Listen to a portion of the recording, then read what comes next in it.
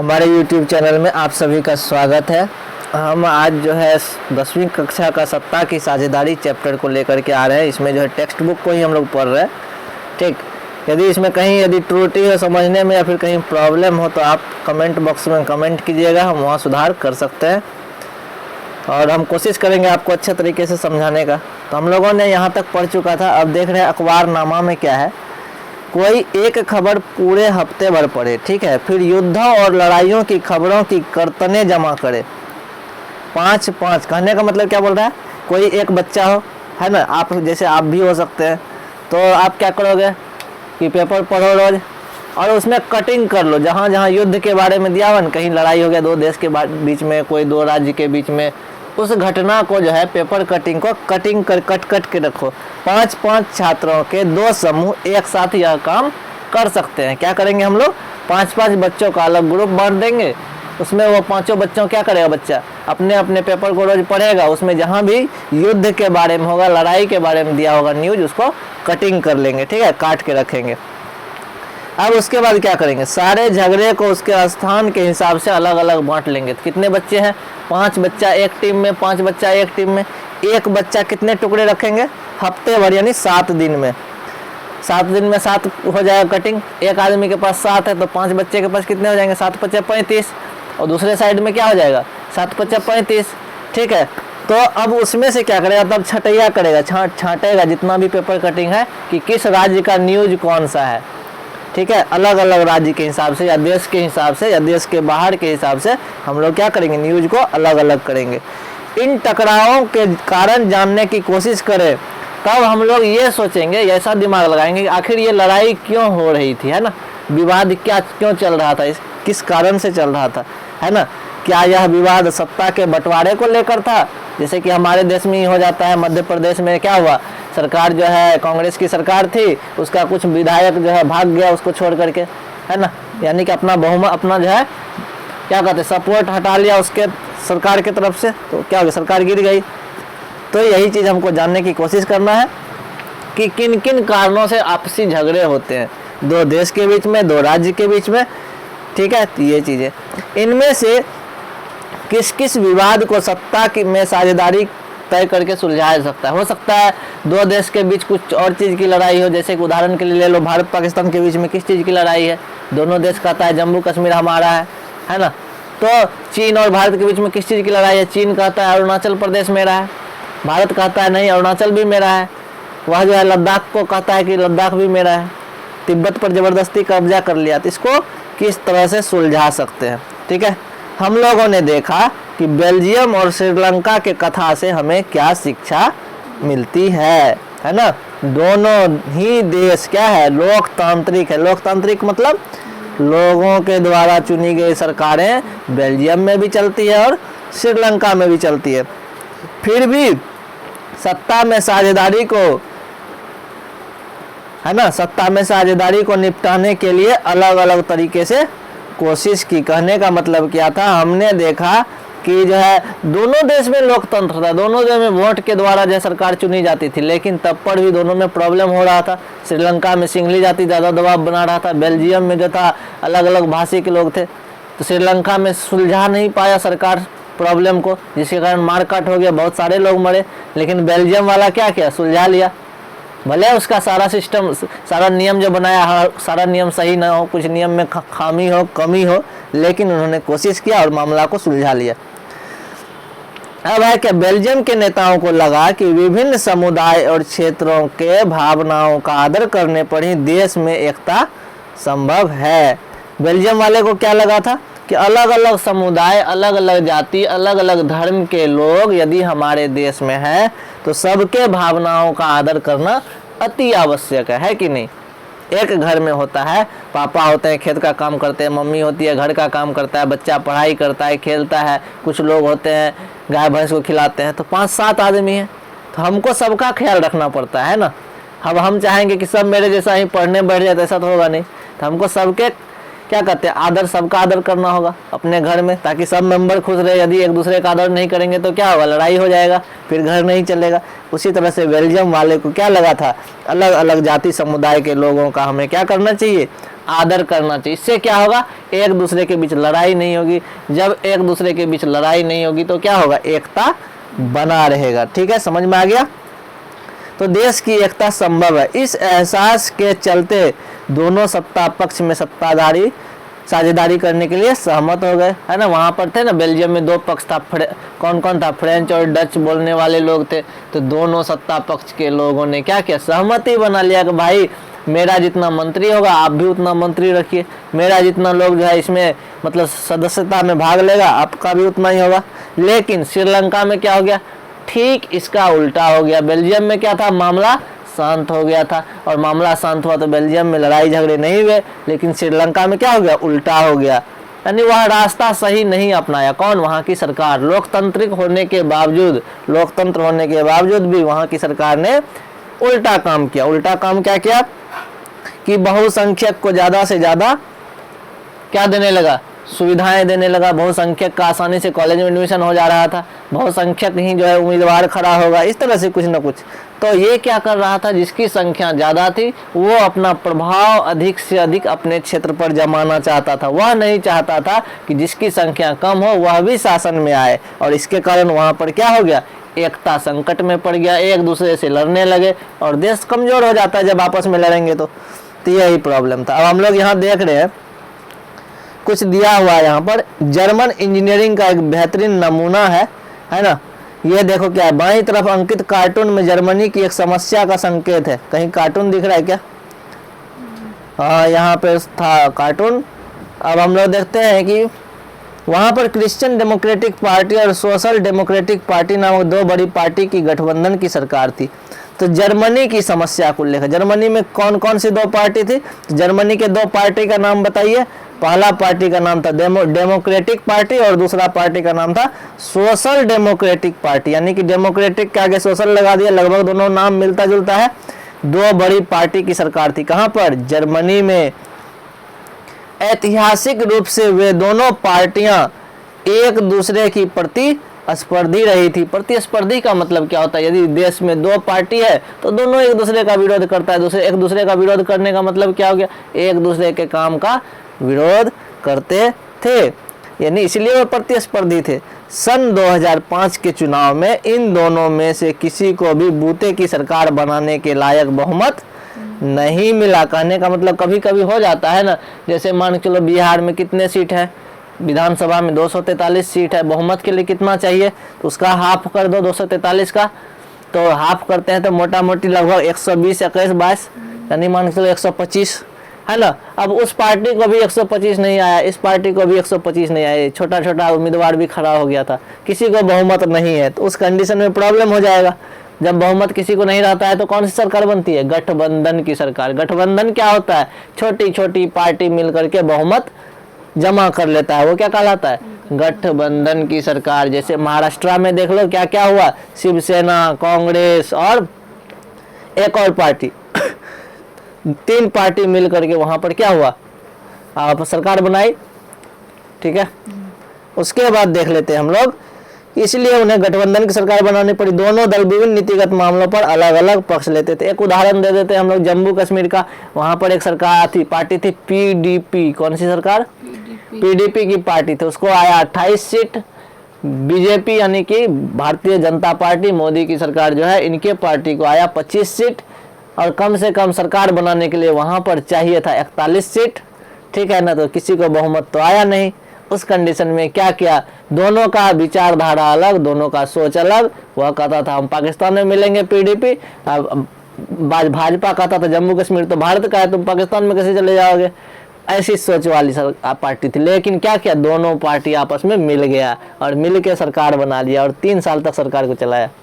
ठीक है, सोच अलग होने के बावजूद भी सरकार को चलाया 3 साल तक। अब यहाँ पर एक लिंक दिया हुआ है कि जर्मन संसद के बारे में जानने के लिए इस लिंक पर जाओ। यानी क्या हो गया, लेकिन होता क्या है, जब मिलकर के सरकार बनाते हैं तो वह क्या हो जाता है, घातक हो जाता है। अब यहाँ पर हम लोगों ने देखा था, तो यहाँ तक समझ में आ गया ना। अब देखते हैं कि ये तो था कि मिलकर के सरकार चला रहा था, कोई प्रॉब्लम नहीं है। अब हमारा जो टॉपिक है, सत्ता के साझेदारी क्यों जरूरी है, एक प्रश्न है, पूछ भी सकता है, सत्ता की साझेदारी की आवश्यकता क्यों पड़ती है, क्योंकि होता क्या है। पहला प्रॉब्लम यह है कि पहला सत्ता का बंटवारा ठीक है क्योंकि विभिन्न सामाजिक समूहों के बीच टकराव का अंदेशा कम हो जाता है। तो पहला पॉइंट ये लिख सकते हैं हम लोग आंसर में, सत्ता की साझेदारी जरूरी इसीलिए है क्योंकि समाज में अलग अलग समुदाय के लोग रहते हैं, अलग अलग धर्म को मानने वाले लोग रहते हैं। यदि हम सबको मौका देते हैं, है ना, सत्ता में आने के लिए, तो क्या होगा, एक दूसरे के बीच टकराव नहीं होगा। यदि हम कानून बना दें कि मुसलमान ही सिर्फ आएगा चुनाव में लड़के, और या फिर बोल देंगे सिर्फ हिंदू ही आएगा, तो कहीं ना कहीं दूसरा धर्म वाला क्या होगा, दुखी हो जाएगा और एक दूसरे में लड़ाई होगी, परेशानी बढ़ेगा। तो पहला पॉइंट ये हो गया, इसीलिए जरूरी है ताकि आपस में सामाजिक समूह के बीच में लड़ाई ना हो, है ना, समाज में जो है लड़ाई आपस में ना हो। क्योंकि यदि समाज में आपस में लड़ाई होता है, हिंदू मुस्लिम लड़ाई हो गया या फिर दो जाति के बीच में, तो क्या होता है, हिंसा हो जाता है और राजनीतिक अस्थिरता ले लेता है। जैसे कि देख लो कहाँ पर कुछ दिन पहले दिल्ली में हुआ था हमला, पता है कि नहीं, 3-4 दिन तक पूरा बम फेंका गया था, न्यूज पे दे रहा था। तो वो सब घटनाएं हो जाती है हिंसा के रूप में और सरकार अस्थिर हो जाती है। राजनीतिक व्यवस्था के स्थायित्व के लिए क्या अच्छा है, यदि हम चाहेंगे कि एक मजबूत सरकार हो देश में, एक स्ट्रांग सरकार हो जो कि शासन व्यवस्था को अच्छे तरीके से चलाए, उसके लिए क्या होना चाहिए, सबको मौका मिलना जरूरी है। कोई ऐसा नहीं कि देश का ही दुश्मन बन जाए तो देश कमजोर हो जाएगा ना। इसीलिए बहुसंख्यक समुदाय की इच्छा को बाकी पर थोपना तत्कालिक तौर पर तो लाभकारी लगता है, लेकिन आगे चल करके यह परेशानी बन जाता है। कुल मिलाकर ये कहने का मतलब यह हो गया, अब मान के चलो हमारे देश में हिंदू की संख्या 84% है, बाकी मुसलमान है, फिर कौन कौन धर्म है, सिख ईसाई जो भी है। यदि ऐसा नियम बना दे कि हिंदू का नियम के अनुसार ही सबको चलना पड़ेगा, है ना, मंदिर में जाके प्रणाम करेगा, ऐसा तो नहीं करना है। तो सबका अपना अपना धर्म है, सबका रीति रिवाज है, तो सबके रीति रिवाज का रिस्पेक्ट करना बहुत जरूरी है ताकि देश क्या होगा, स्ट्रांग होगा।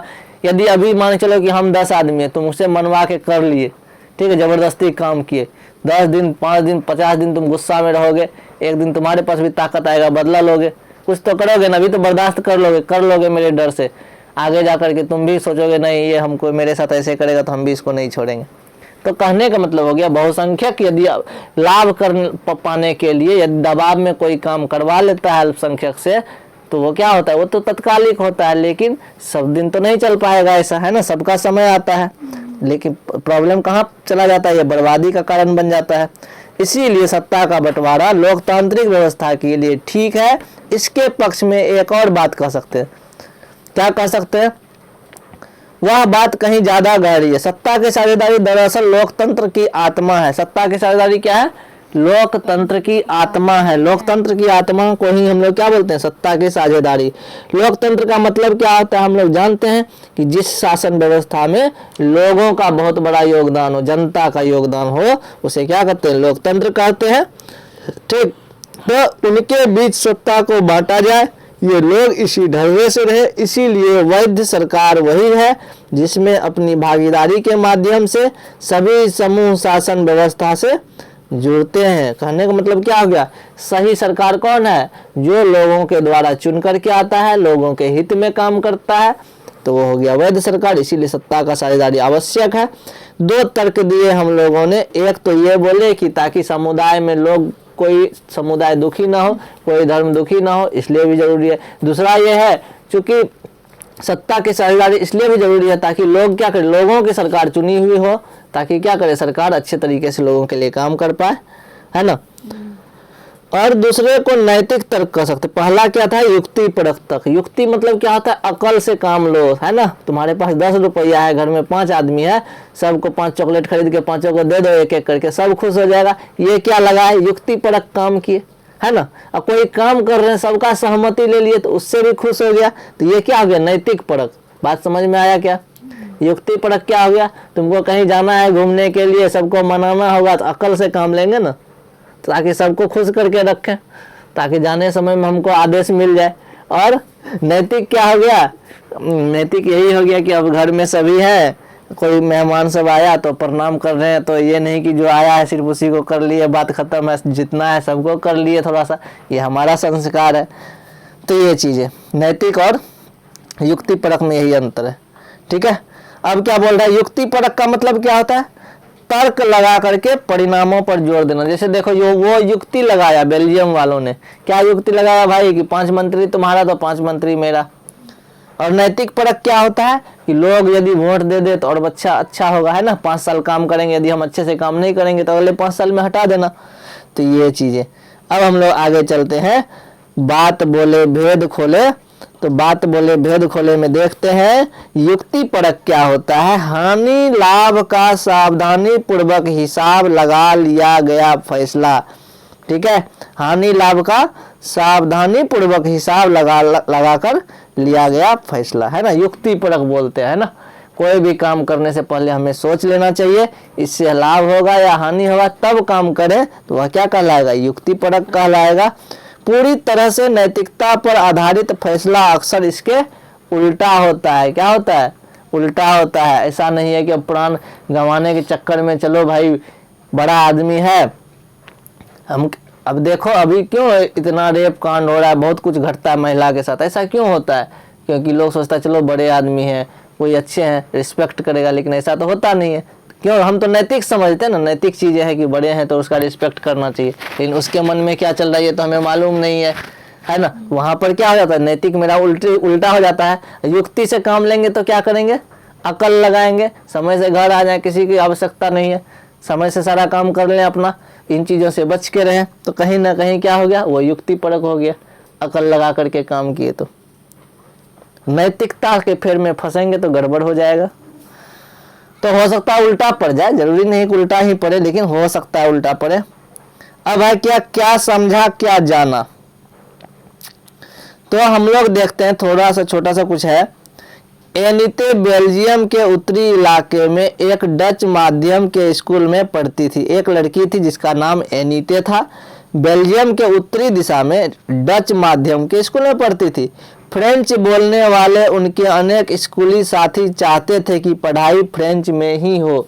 ठीक है, वह किस भाषा में पढ़ाई कर रही थी, डच भाषा में, लेकिन उसके जो पार्टनर थे, कुछ दोस्त सब, वो लोग फ्रेंच भाषा पढ़ रहा था, और वो चाहता था कि ये जो एनीते है यह भी डच भाषा फ्रेंच भाषा में ही पढ़ाई करे।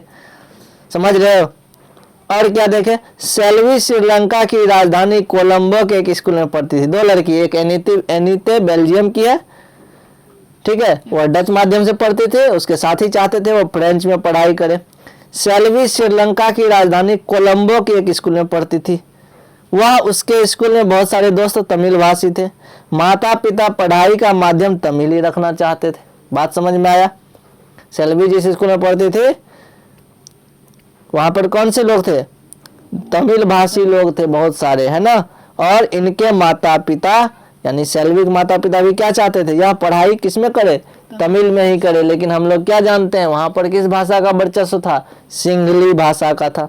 अब बताओ कौन सी सरकार एनीते और सेल्वी के माता पिता की इच्छा पूरी कर सकती है, कौन सी सरकार कर सकती है, किसे सफलता मिलने की अधिक संभावना है। और क्यों, हमको लगता है कि बेल्जियम वाला सरकार कर लेगा, क्योंकि वहां पर सबको मौका देना था, जिसको जो मर्जी वो कर सकता है। तो बेल्जियम वाला चाहेगा तो एनीते का इच्छा पूरा कर सकता है कि वो फ्रेंच भाषा भी सीख सकती है, फ्रेंच भाषा में पढ़ाई कर सकती है। लेकिन सेल्वी पे डॉट है, सेल्वी पे शक है। क्यों, क्योंकि श्रीलंका में क्या था, सरकार भी किसका सपोर्ट कर रही थी, सिंगली जाति का ही सपोर्ट कर रही थी। तो हो सकता था इसको पढ़ने न दिया जाए तमिल भाषा, तो ये प्रॉब्लम हो सकता है। ये अपना तर्क है, तो तुम लोग का भी अपना तर्क हो सकता है। अब एक स्टोरी है, खलील की उलझन। क्या है, खलील एक व्यक्ति का नाम है और उसकी उलझन। जैसा कि होता आया है, इस बार भी विक्रम रात की खामोशी में अपनी मोटरसाइकिल चलाए जा रहा था, है ना। जैसा कि हमेशा होता आया, कहने का मतलब रोज वह चलाता होगा मोटरसाइकिल। इस बार भी वह विक्रम रात में खामोशी में, एकदम शांत रात था, सुनसान, अपनी मोटरसाइकिल चलाए जा रहा था। विक्रम बेताल का नाम सुना है, और बेताल उसके पीठ पर बैठा था।